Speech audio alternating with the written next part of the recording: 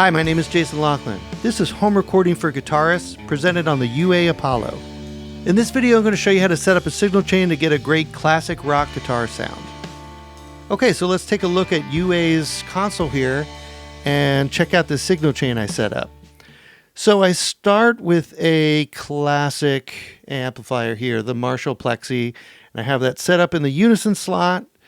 And let me show you some of the settings that I have. This is a plugin that comes with the UA Apollo. So I'm jumping the channels here, which is a pretty common thing to do on a lot of these old Plexis. And then I find a mix between the two channels with these volumes and then EQ'd it as such.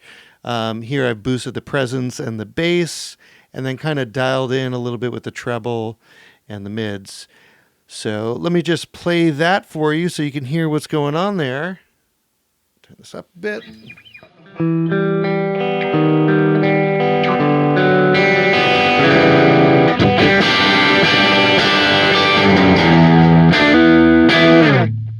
Okay, really nice, great Marshall sound that is dynamic to how hard I'm picking.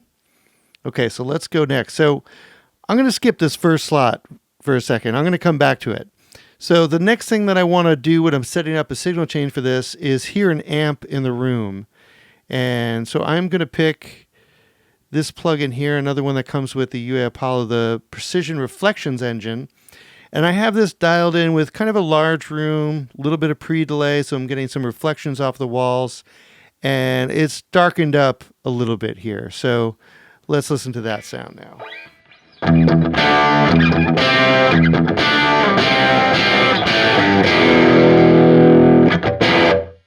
Okay, so now you could hear some of that room there.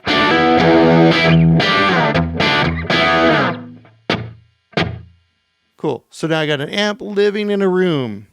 All right, the next thing that I want to do is I want to add some compression.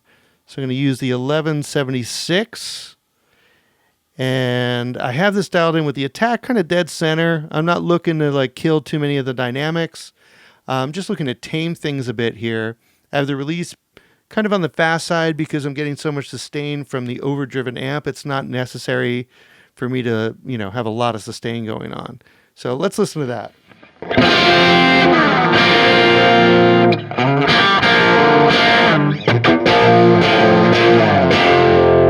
So what's nice about that is that compressor is bringing up a lot of that room tone. Check that out again.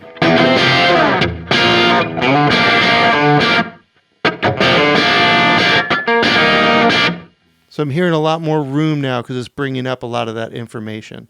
All right, so with those three things, I have a pretty classic rock guitar sound. Now in the signal chain, I also like to make sure that I have a couple effects that I'm going to go to pretty often. So one is going to be a long delay. And now is a good time for me to explain why I put this first, though I didn't talk about it first. When I'm setting up the signal chain, I want to kind of ignore the effects necessarily. I just want to get what would have been a classic great rock guitar sound, through a board, amp in a room into a board kind of situation. When I'm adding effects, I would put them in the chain or in order where I normally want to hear them. So this would be something that I would kind of have added to the amp, and you would hear that delay in the room, and then it would be compressed, which is why I put it before the room and the compressor. So this is the precision delay, and I have this set to a long delay that's kind of tucked in a little bit, so it's not super prominent. I also have, you can see the level here is pretty low. Normally I would set these delays to the tempo of a song, and you could do that down here with this little tempo button. So if you're unsure, you could just hit that tap button and just tap in time to the quarter notes, and that will lock you in. The other thing that I did with this delay is I added a little bit of modulation and a little bit of depth so I can get a little closer to, say, a tape delay kind of sound. So let's listen to that. So you could hear those repeats. They're not too loud. They're just adding body.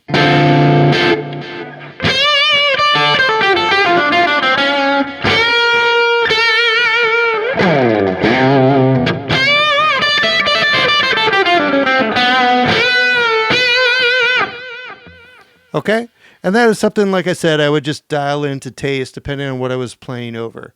And I would usually have in time. So that's one effect that I like to have. And then the other effect that I like to have for kind of classic rock guitar sound is a good reverb. And for this, I am choosing the Pure Plate. So this is a great plate reverb. You also have the EMT 140, which is another plate reverb, which this is kind of based on.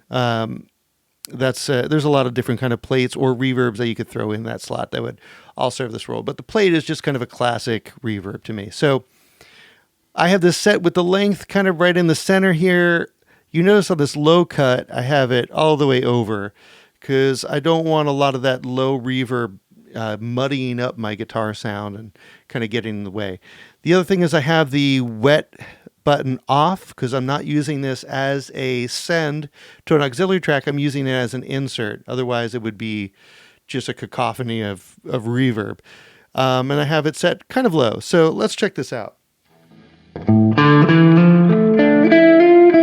Nice ambient sound.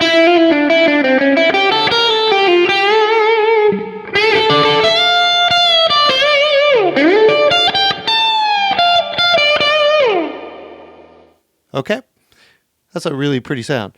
So there we go. I have my basic rock sound with a classic Marshall amp in a room, a little bit of compression, two super commonly used effects that I'm going to come back to a bunch, a long delay. I could also set to a slapback. I could set it really loud. I could add more modulation, but I have a delay here in the right place in the signal chain for me, and then I have a little bit of reverb. Feel free to tweak away, change the order, swap out plugins. I hope this has been inspiring and you enjoyed this video.